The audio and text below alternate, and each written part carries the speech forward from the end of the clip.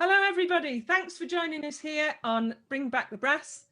Bring Back the Brass is a weekly feature that will be presented by one of the 5 Brass Foundation's team members. It's my turn this week. We're the group who are working with and for our young brass players. And whilst these sessions are aimed at our younger players, there's always something for our less young players too. It gives me immense pleasure to share this half hour with my new banner, representing Brass Foundations, and I'd also like to formally introduce my orange t-shirt, which I'm sure you will all agree has a presence all of its own. And last but not least, Kirsty Abbotts, one of the most well-known cornet players of the last 25 years or even more, one of the most consistent cornet players of the last 25 years or even more, and one of the most listenable cornet players ever. You have a list as long as your arm of your achievements as a soloist and a principal cornet player, and yet you're one of the most unassuming characters that has graced the hot seat. Kirsty, so many cornet players aspire to be like you. I can certainly quote one player close to me whose aspiration as a teenager was to become the next Kirsty Abbotts.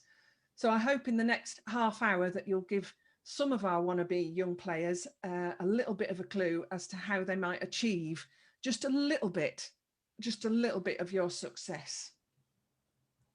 How are you doing, Kirsty? I'm great, thanks Sheila for all of that build up. We're going to start right back early doors, early days. I know a lot about your background because my hubby knew you when you were a tiny kid in Shipston Band in Warwickshire. But can you tell everybody else how you started out as a player and the kind of early experience that you had? Yeah, so obviously Shipston was my first experience up to 18, and it was the best experience I could have had for all that age. It started with my dad. My dad was playing trombone at the time in Shipston Band. And they used to rehearse Sunday mornings, and they had a conductor that actually came from Wales, Richard Nash, who was an excellent conductor, and most Sunday mornings I would go down to rehearsal. Can't really remember why, whether it's because I wanted to or whether I was dragged there. I can't remember why, but so right from that experience, I was listening to the band playing Resurgam, Force of Destiny, all those types of pieces that they were being introduced to at that time, which was just amazing just to sort of hear, let alone hear a band, but hear those sort of pieces. And most of the time I would sort of, after about an hour, start getting a bit bored and rooting around the band room, and there was a big cupboard. Well, it's not really a cupboard, it's big. My dad didn't just put me in a cupboard. But in this cupboard, loads of instruments, and I found this cornet, and it was just really old, battered in one of those old triangular cases. And I loved hearing the sound of the cornet from the rehearsals I was going to, from Ken Rowe, who's on the end, who Mark will remember. Mm-hmm. And so I just asked my dad, can I take it home and want to play the cornet? And straight from there, he said, well, we'll just see if we can get a noise out of it first, which I did. So he said, well, if we take it home, you do it properly. You stick at it. You don't just start and stop, and you do it properly. You're committed to it and you learn. And so I was like, yep, want to do it. So that's how it started. My dad ran the junior band. So obviously I started the beginners, quite quickly into the juniors.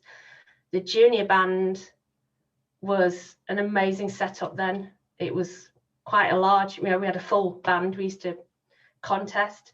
We had trips to France and all sorts as the junior band. And also then obviously progressed into the main band. And at the age of 15, I was sort of keen to get on the end chair. My dad wasn't going to just plonk me there. Said you need to go and talk to the conductor and talk to the cornet players, and which I did do. which looking back took quite a lot of guts really at 15 just to go and do that. Yeah. Ken had been sat on the end for years, and anybody locally knew Ken Rowe for just a great player, great sound. So yeah, I moved on to the end chair at 15. Great support from Ken and Dave Clemens as well, who Mark will know. Yeah, we had, they taught me so much, because they taught me sort of delegating things and letting people sometimes do parts that, you know, you don't have to do everything. And they taught me a lot of the role really for Principal Cornet. And the band was great at the time. We won a few areas. I did a few national finals before I left. We had good conductors. We were sort of, you know, looking back, it's quite forward thinking really for sort of third, second section band at the time. So by the time I left at 18, I'd already had, you know, great experience that, you know, it set me up for where I've gone from there. Yeah, brilliant. Did you do a lot of solo contests when you were little? Sometimes. I used to do the Oxford one, but I didn't do a huge amount. No. Of solo contests. There aren't that many around here, are there? No, they're not. I didn't really sort of know much about them really. I think I just went to one. Did you win? Yeah. No, I didn't always win. But yeah, I did. Yeah. But funnily enough, that I don't think I won the slow melody. It was always the. It's always the technical. Yeah, one. very. Yeah. But I mean, solo contests, I think they were good for me at the time because it's good experience.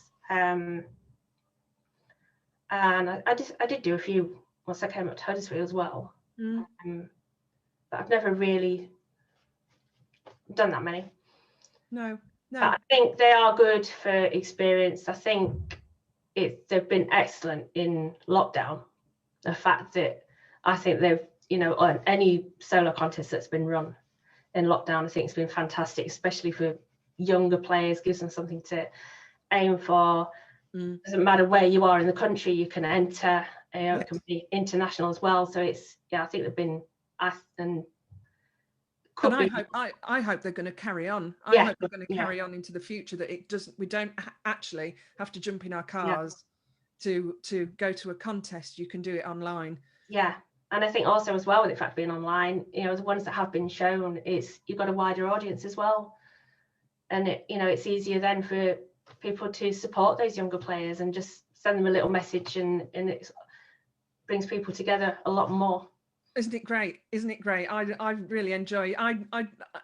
I always make sure I try and put a message on when I see something. Yeah. Put a message on, just encouragement, just to let them know that somebody's listening. Yeah. So was there a point early on that you thought that you'd got what it takes? Did you think that, you know, as a 10-year-old or a 12-year-old, you think I can go places with this? Or was it at that point when you left Warwickshire and went to Huddersfield? I definitely didn't think I had anything. No? No, not really. No. I remember you turning up at Huddersfield and hearing you play, and there were a few raised eyebrows, I have to say, around the place. There was a few kind of, whoa. I didn't see that. No, I mean, I was ambitious. I wanted desperately to come up to Huddersfield. But since I started, I'd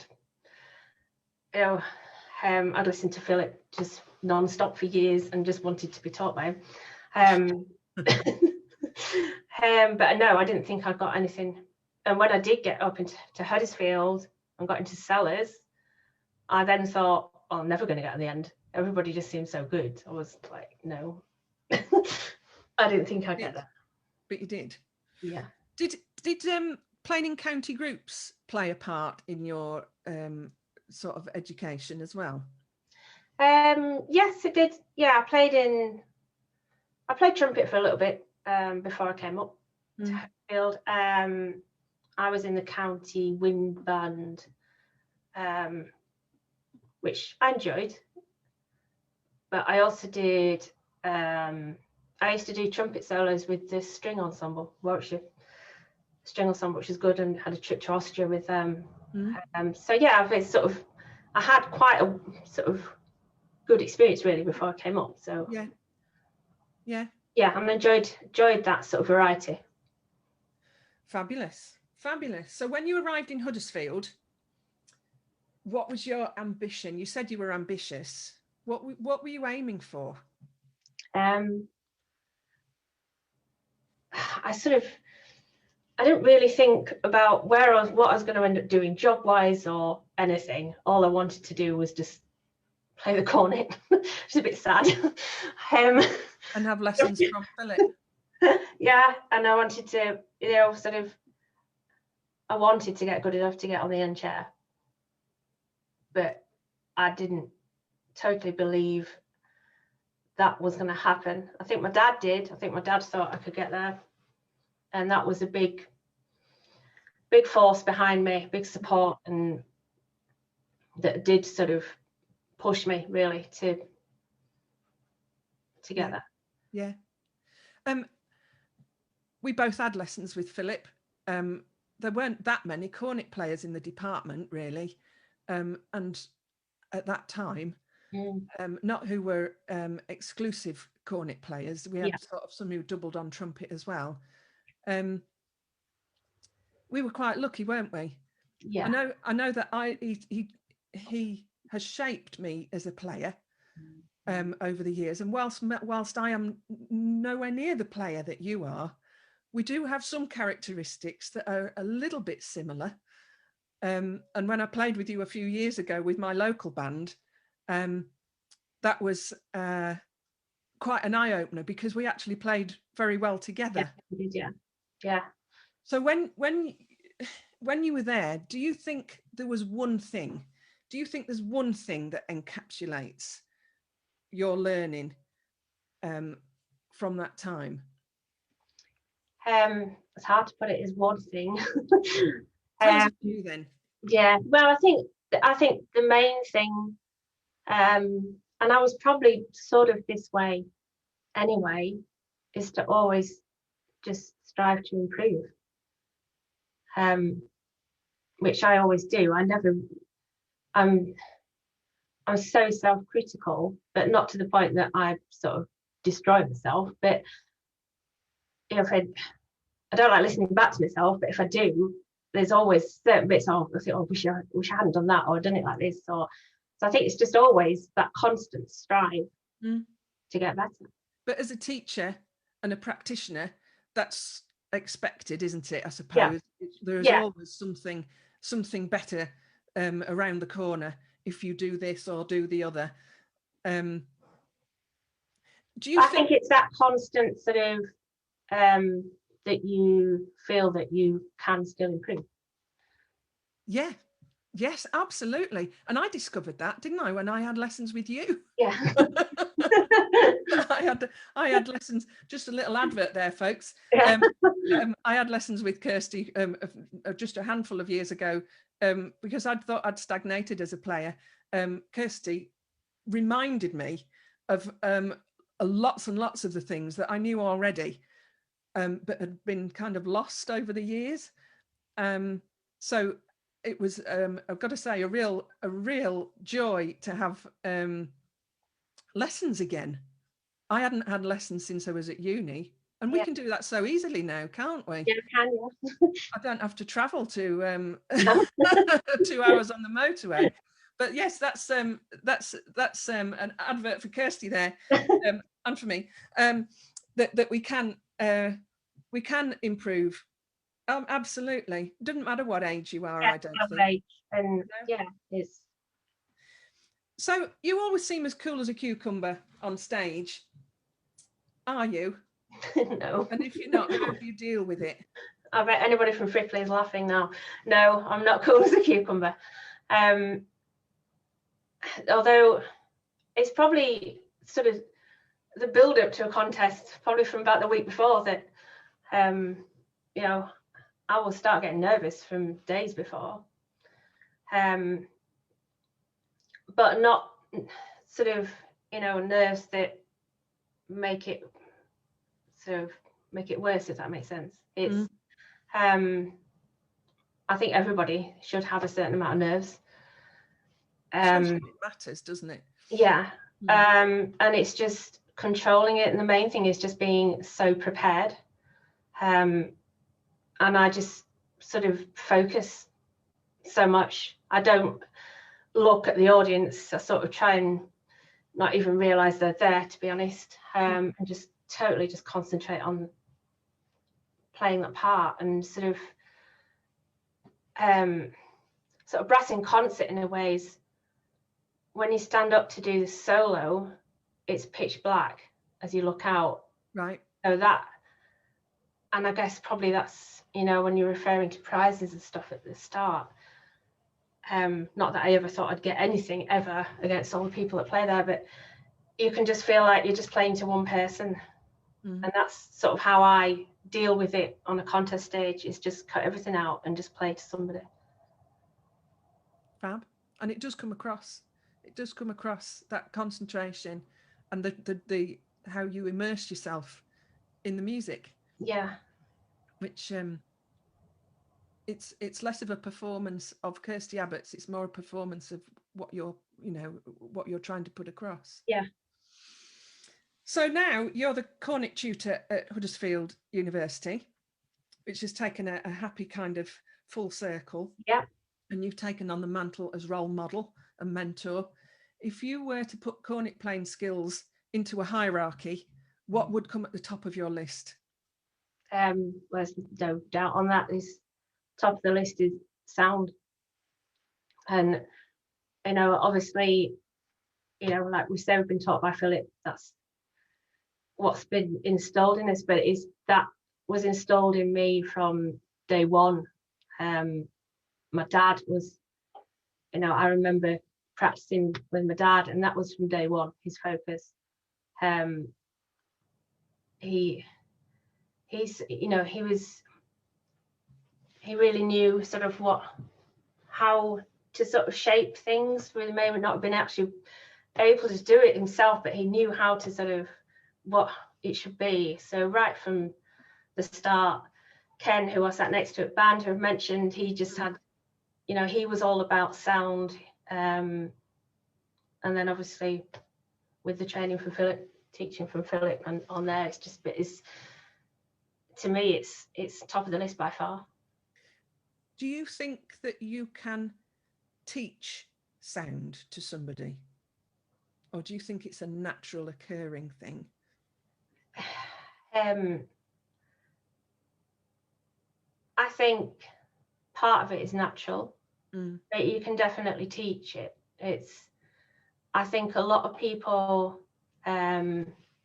base their practice on, you know, the usual thing of a bit of single tonguing, bit of double tonguing, bit of this and that, but you never actually really hear somebody say, right, I'm going to concentrate on my sound.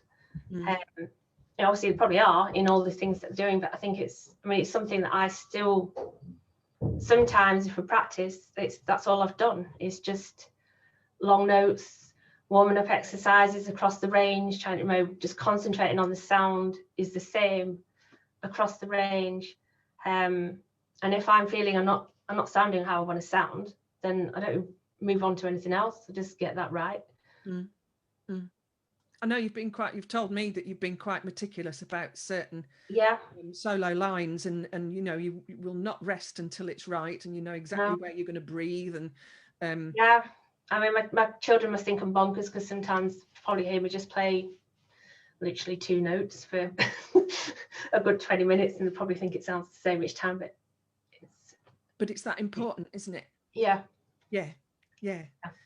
How much do you think a good instrument is in achieving a good sound? You definitely need a good instrument. It does have a bit, you know, a big effect on your sound. And I think it's important for people to try different instruments to see what suits them.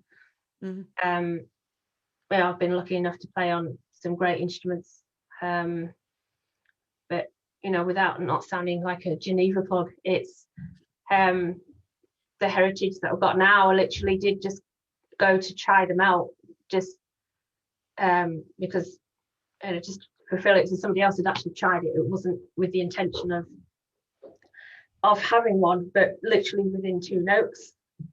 Oh, really? Oh, right, I want that.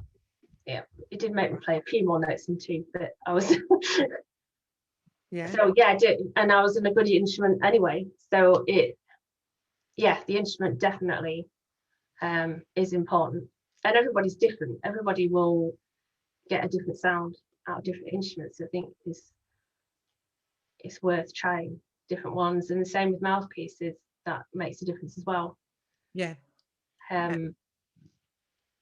It makes a difference in sound, and it also depends on what role you are within the band. Whether you're front row, back row, is that compromise, isn't it, of what you need to do with your part. Mm. Yeah. So how do you think an average player in an average band can do something simple to sound better? Is there something simple that they can change to make their sound more like yours, maybe? I don't think there's a magic formula, really, apart from just working hard. And just concentrating on the sound that you're making.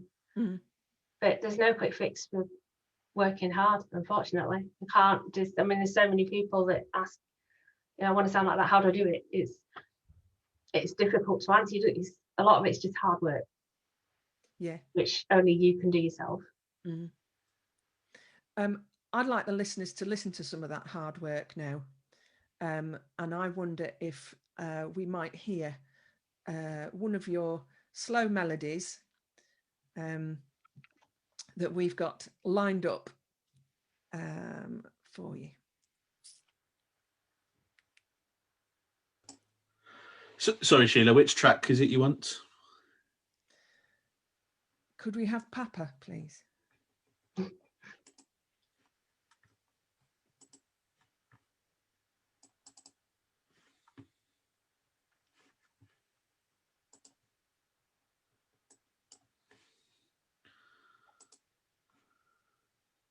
Should we sing it?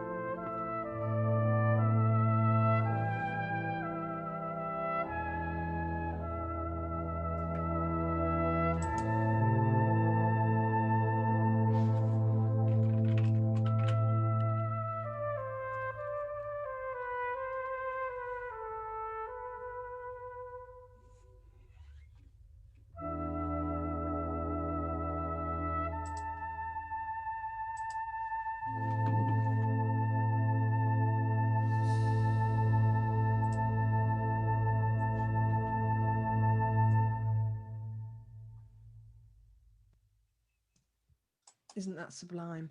Absolutely gorgeous. We did think we might have a couple of internet wobbles during tonight's interview. It turns out we have, and we've lost Kirsty. So what we'll do is we'll play a video for you of one of Kirsty's solos, When She Loved Me.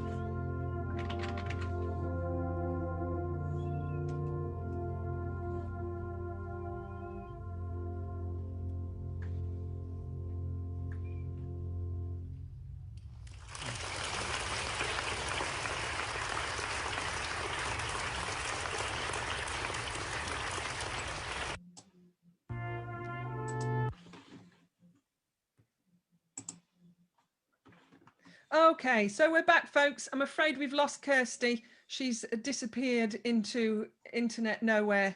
We're going to leave you now, but there will be another Bring Back the Brass next Monday. Do join us at 6:30, and we'll see who's with us next week. Have a good week.